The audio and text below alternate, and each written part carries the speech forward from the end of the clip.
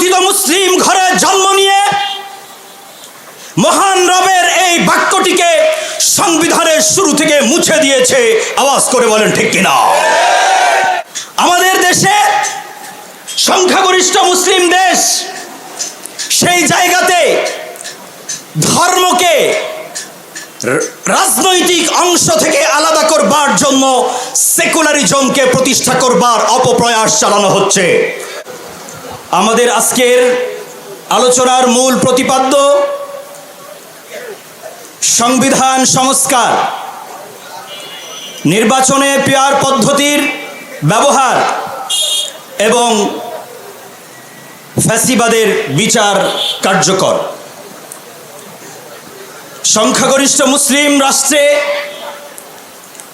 আমরা যে সংবিধান দেখতে পাই, সেই সংবিধানের শুরুতে লেখা ছিল বিসমিল্লাহির রহমানির রহিম।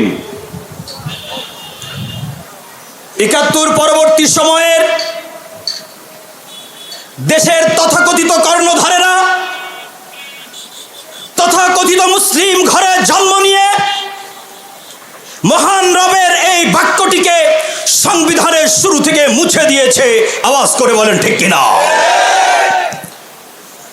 এর মধ্য দিয়ে আমরা বলতে চাই, আপনারা যারা গণতন্ত্রের কথা বলেন, বাংলাদেশের ৯৫% মুসলিম দেশে সংবিধানের শুরু থেকে বিসমিল্লাহকে তুলে দেওয়ার মাধ্যমে আপনি সংখ্যাগরিষ্ঠ মুসলিমের হৃদয়ে আঘাত করেছেন। বলেন ঠিক কিনা?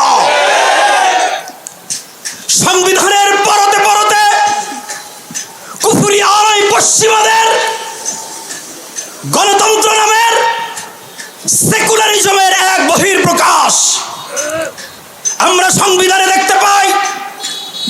সেকুলারিজমের নামে, ধর্মনিরপেক্ষতার নামে ধর্মহীনতা এবং ধর্মদ্রোহিতাকে স্থান করা হয়েছে। সংগ্রামী ভাই বন্ধুরা,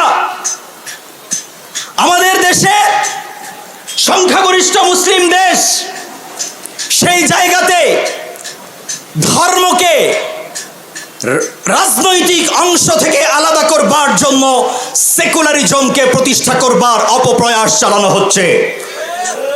ওই পশ্চিমাদের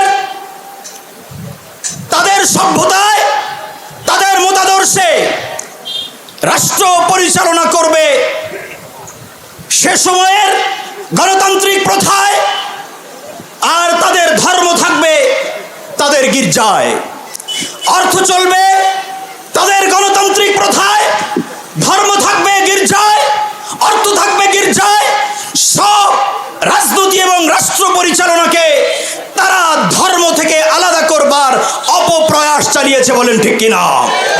সারা পৃথিবীতে যদি শান্তির প্রকৃত সুবাতাস প্রবাহ করতে হয়, ইসলামের কোনো বিকল্প নাই, ইসলামের কোনো বিকল্প নাই। বলেন ঠিক কিনা?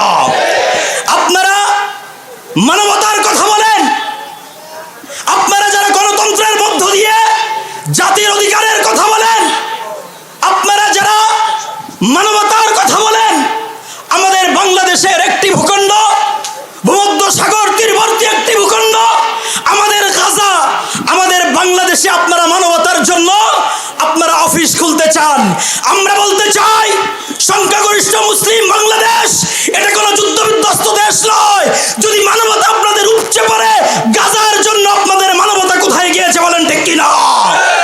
আপনাদের মানবতা এটা তথাকথিত আপনাদের ধর্ম, আপনারা ইসলাম বিদ্বেষী প্রপাগান্ডা এবং এটাকে বাস্তবায়ন করবার জন্যই, মুসলিম দেশ বাংলাদেশকে অস্থিতিশীল পরিবেশ সৃষ্টি করবার জন্যই আজকে আপনারা মানবতার নামে জাতিসংঘ থেকে এই কমিশনকে বাংলাদেশে গঠন করতে চান। বলেন ঠিক কিনা? সম্মানিত সুধী, অনেক লম্বা প্রসঙ্গ থাকলেও আমি কথাকে দীর্ঘ করতে চাই না। আমরা সকলেই দেখেছি ৭১ পরবর্তী সময়ে যারা রাষ্ট্র পরিচালনায় সফলতার ধোঁয়া তুলেছে, বাস্তবে তারা রাষ্ট্রকে সফলভাবে পরিচালনা করতে পারে নাই। বলেন ঠিক কিনা? সাংবাদিক ভাইরা বলে, আরে মোল্লারা কি দেশ চালাতে পারবে নাকি? আমি সাংবাদিকদেরকে বলে দিতে চাই, আপনারা প্রকৃত সুন্দর রাষ্ট্র পরিচালনার ইতিহাস আপনারা পড়েন নাই। মুসলিম ইসলাম খোলাফায়ে রাশিদিন, খোলাফায়ে উসমান, খোলাফায়ে আব্বাস, আমাদের ভারত উপমহাদেশের যে মুঘল সম্রাট রাজ্য ইসলামী শাসন তারা দেখিয়েছে, সেই ইতিহাস তোমাদের জানা নাই। সুতরাং আমরা তোমাদেরকে বলবো, তোমরা ইসলামী শাসন ব্যবস্থার ইতিহাসগুলোকে পড়ে নিও। বলেন ঠিক কিনা? আল্লাহ তাআলা আমাদের সকলকে ইসলামের পক্ষে, কোরআনের পক্ষে, সুন্নাহর পক্ষে সমর্থন জুগিয়ে ইসলামের হুকুমাকে বাংলাদেশের সর্বোচ্চ ক্ষমতার জায়গা পার্লামেন্টে প্রতিষ্ঠিত করবার জন্য মহান রব তৌফিক দান করুন। আমিন।